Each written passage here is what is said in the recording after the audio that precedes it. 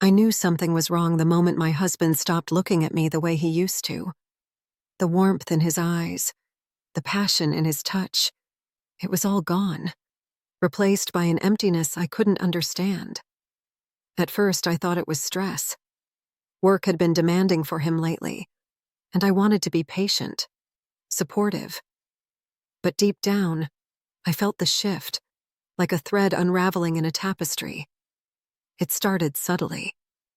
He'd come to bed late, muttering excuses about emails or phone calls he needed to finish.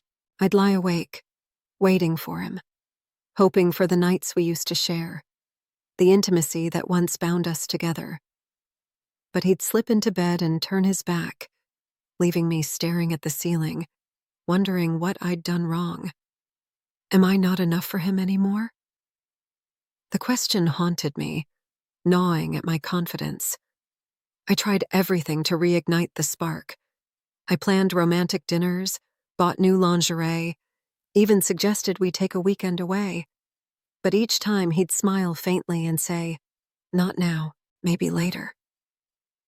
Later never came. The distance between us grew, a chasm I didn't know how to bridge. And then, I started noticing things, little things that didn't add up. The way he'd linger in the living room after dinner, his phone always in his hand. The hushed tones he'd use when answering calls. The way his demeanor shifted whenever my stepson, Eric, entered the room. Eric was my husband's son from his previous marriage. He'd moved in with us a year ago after losing his job and needing a place to stay. At first, I'd been happy to have him around. He was polite, helpful, always willing to lend a hand around the house. But as time went on, I began to notice an odd dynamic between him and my husband. Shared glances, inside jokes that excluded me, conversations that stopped abruptly when I entered the room. I tried to ignore it, brushing off my suspicions as paranoia. But one night, everything changed. I'd gone to bed early, exhausted from a long day at work. Around midnight, I woke up to an empty bed. My husband was nowhere to be found. I got up, padding softly down the hall, and that's when I heard it. Voices, low and muffled, coming from Eric's room. My heart raced as I crept closer, straining to hear. Their laughter was soft but intimate, the kind of laughter shared between people who were far too comfortable with each other. I pressed my ear to the door, my pulse pounding in my ears.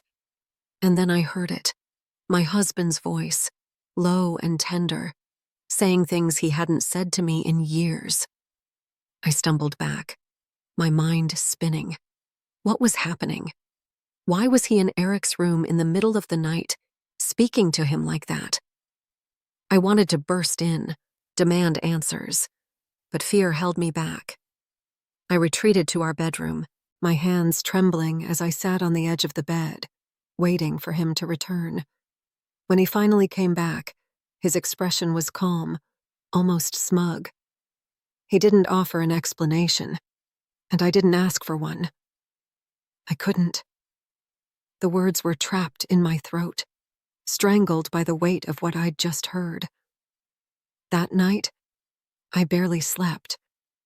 My mind replayed the scene over and over, searching for clues, for reasons, for anything that could make sense of the growing nightmare.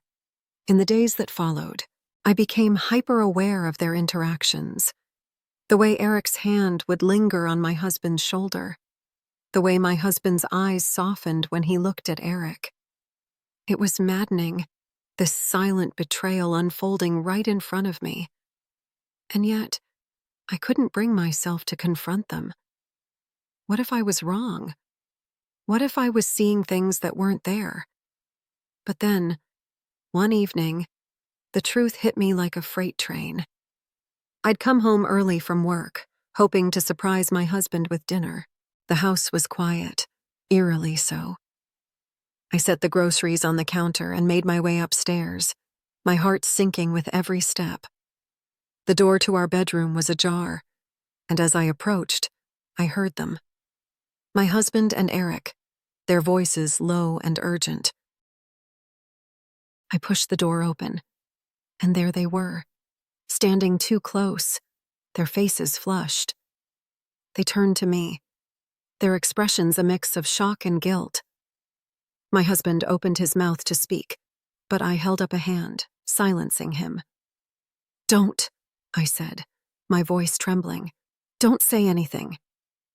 I left the house that night, my mind a whirlwind of anger, hurt, and confusion. How could he do this to me? To us?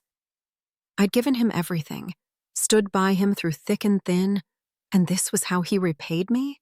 With betrayal? And Eric, who I'd welcomed into our home, treated like family. The betrayal cut deeper than I could have ever imagined. For days I avoided them, staying with a friend while I tried to make sense of everything. My husband called, left messages, begging me to come home, to let him explain. But what was there to explain? The evidence was right there, staring me in the face. Eventually, I agreed to meet him.